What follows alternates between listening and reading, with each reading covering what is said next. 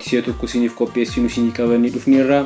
Warroonni chaanaalii keenya subscribe osoo hin godhin daawwachaa jirtan akka subscribe gootan isin yaadachiisa. Gara viidiyoo keenyatti.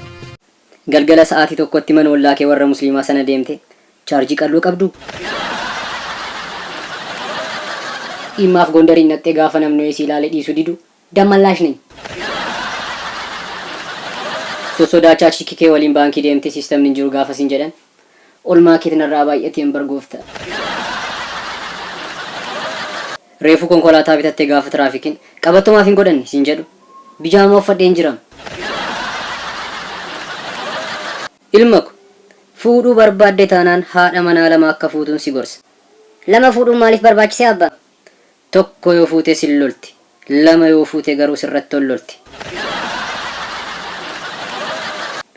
Deemee fardootan lamaan tokko haatu laata.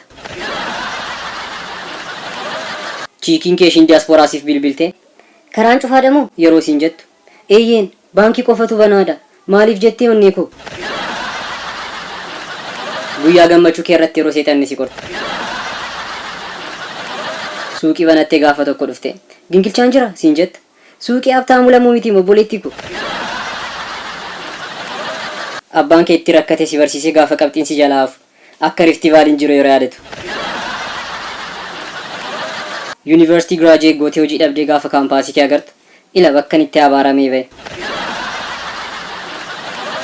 Barsiisaa baayoloojii barsiisuu sana wajjin utuu biddeen nyaattu yeroo dhufuun harkaa ba'u vaayirasii qilleensa irra jiru balleessuuf han dhuufeem.